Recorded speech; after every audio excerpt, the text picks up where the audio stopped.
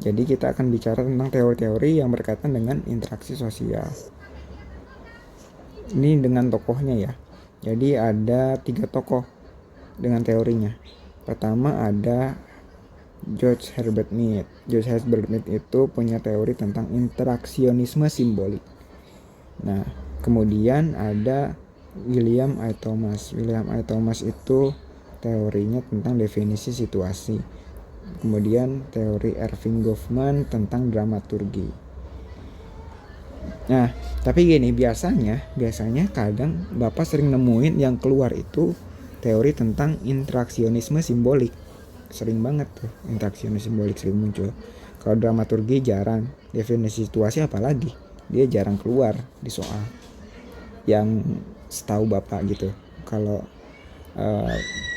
coba ngerjain soal biasanya yang keluar ini interaksionisme simbolik. Teorinya George Herbert Mead. Jadi kita bahas utama yang teori interaksionisme simbolik dari George Herbert Mead. Nah, intinya dasar pemikiran teori ini adalah bahwa interaksi sosial merupakan kegiatan hubungan timbal balik tanda atau simbol yang dipergunakan dalam berinteraksi, di mana makna simbol itu sendiri muncul dari interaksi dan dipergunakan untuk interaksi. Intinya hubungan timbal balik yang menggunakan simbol. Kalau kita berkomunikasi kan kita pakai simbol ya. Misalkan kita ngomong itu kan ada kata-kata yang keluar. Kata-kata yang keluar itu adalah simbol gitu. Simbol yang diucapkan. Kalau misalkan kita jadikan teks kan ada alfabetnya gitu. Jadi simbol kan. Dan setiap negara, setiap bangsa itu punya simbolnya masing-masing. Atau yang bukan bentuknya verbal, bisa juga bahasa tubuh. Misalkan kita angkat jempol kan bahasa simbolik tuh. Nah, itu punya maknanya. Angkat jempol berarti bagus gitu misalkan, atau keren. Nah, itu kan interaksi simbolik maksudnya. Kita berinteraksi pakai tanda atau simbol. Dan kata George Herbert Mead, interaksi itu adalah pertukaran simbol. Kita saling bertukar simbol-simbol yang kita sama-sama pahami gitu. Nah, interaksi yang simbolik itu harus ada setidaknya 3 syarat. Pertama ada penafsiran simbol. Jadi dalam kata Joseph Herbert Mead, dalam interaksi itu kita sebenarnya saling melakukan penafsiran simbol. Maka syarat dalam berinteraksi itu harus punya satu pemahaman terhadap simbol tersebut. Maksudnya gini, orang Indonesia sama orang Jepang kalau mereka saling berbicara dengan bahasanya masing-masing nggak akan saling tahu gitu apa yang diomongkan karena beda bahasa gitu. Tapi kalau misalkan sama-sama orang Indonesia ngobrol karena punya sama-sama bahasa, sama-sama simbol yang sama dan memahami dengan sama, maka komunikasinya lancar gitu. Itu beda konteks ya. Kalau misalkan orang Jepang itu bisa bahasa Indonesia misalkan, atau orang Indonesianya bisa bahasa Jepang sehingga komunikasinya lancar, itu beda konteks. Tapi intinya gini, syarat utama dalam interaksi yang simbolik adalah simbol yang disampaikan itu harus dipahami oleh kedua belah pihak gitu. Terus makna muncul dari interaksi. Nah, makna dari ini tuh tidak ada keluar bukan dari simbolnya gitu, tapi dari hasil interaksi gitu. Nah, ini tuh menjadi bermakna kalau kita interaksikan, bukan karena ini bermakna gitu, bukan karena mengangkat 2 tangan ditempelkan itu bermakna, tapi itu bermakna kalau kita komunikasikan dengan orang lain. Kamu ngangkat tangan kayak gini misalkan, itu kalau sendirian kamu dianggap gila gitu, tapi karena kamu melakukan ini untuk dikomunikasikan ke orang lain gitu ya, atau orang ini ke sini, nah ini jadi bermakna salam gitu ya. Kemudian interpretasi makna dapat berubah. Jadi makna ini tuh bisa berubah-ubah nih, karena ini kan nggak punya makna gitu sebenarnya. Ini cuman aksara aja yang ditulis gitu. Maknanya itu bisa berubah-ubah. Apa yang paling sederhana Bapak coba contohin dengan ini, TikTok misalkan. Dulu TikTok itu bermakna negatif atau alay. Sekarang terjadi perubahan makna. TikTok itu justru jadi populer gitu, keren, karena banyak yang pakai TikTok sekarang gitu kan. Justru banyak yang pakai TikTok. Nah, artinya apa? Makna TikTok ini berubah kan, gitu. Dan itu makna ini pun bisa berubah gitu. Walaupun sekarang maknanya masih sama misalkan, kita gak tahu ke depannya mungkin ada makna baru gitu dari suatu simbol tersebut. Nah, itu interaksionisme simbolik.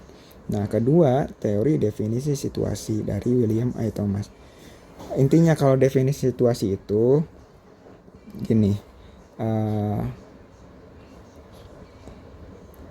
bahwa tindakan seseorang itu dalam berinteraksi tidak serta-merta secara langsung, melainkan didahulukan oleh tahap penilaian dan pertimbangan.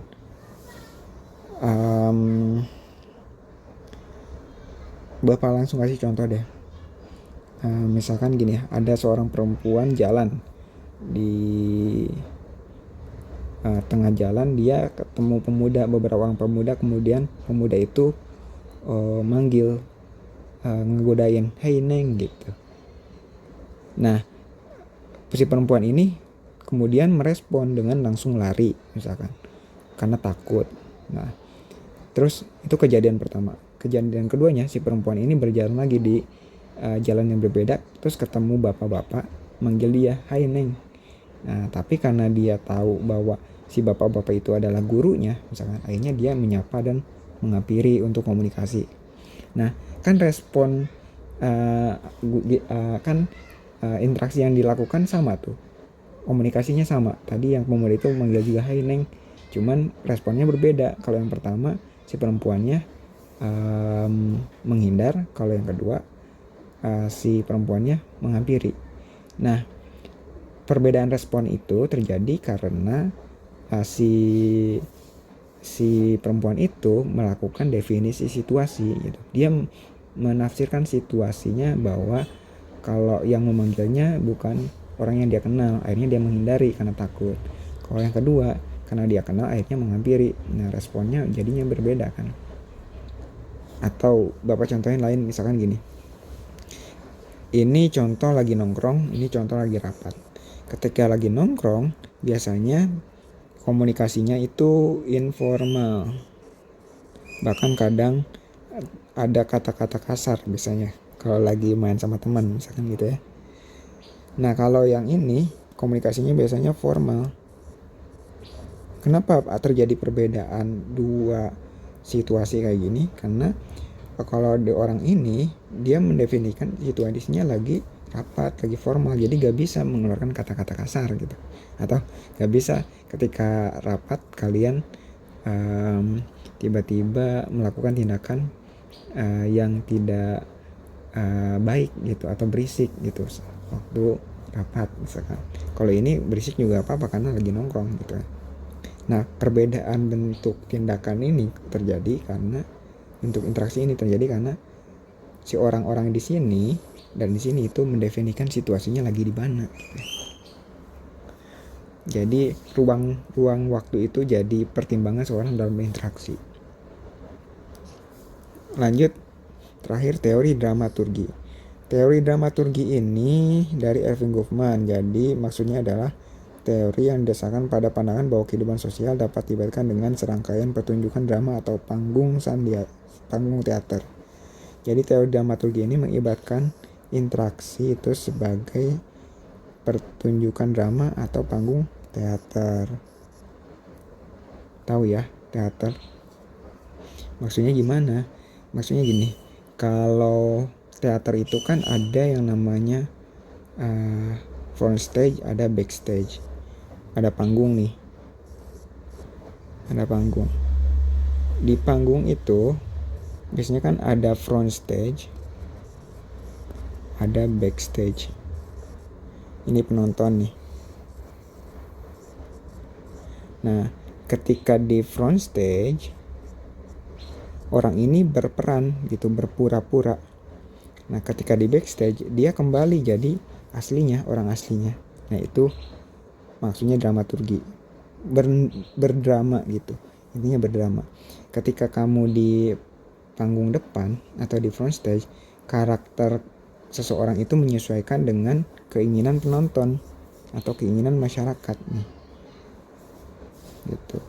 Misalkan bapak contohnya Ridho Roma ketika di front stage atau ketika di publik itu menunjukkan dia seorang yang agamis misalkan. Tapi ketika di backstage ternyata dia nggak agamis sama sekali gitu, dia justru pakai narkoba misalkan. Kan kasusnya gitu ya. Nah itu aslinya tuh, asli seseorang itu adalah di backstage ketika dia tidak ditonton atau di publik masyarakat gitu. Ketika di front stage atau di depan masyarakat, kita akan cenderung berpura-pura untuk menyesuaikan dengan keinginan masyarakat gitu. Makanya ada lagu tuh, pernah dengar mungkin kalian, liriknya kayak ini, dunia ini panggung sandiwara gitu. Nah itu sebenarnya lagi menjelaskan teori dramaturgi sebenarnya. Kenapa? Karena mengibaratkan bahwa masyarakat itu atau semua orang kita di dunia itu sering berpura-pura ketika di hadapan orang lain. Kalau di belakang kita menunjukkan aslinya gitu ya. Misalkan kalian melihat bapak baik gitu misalkan.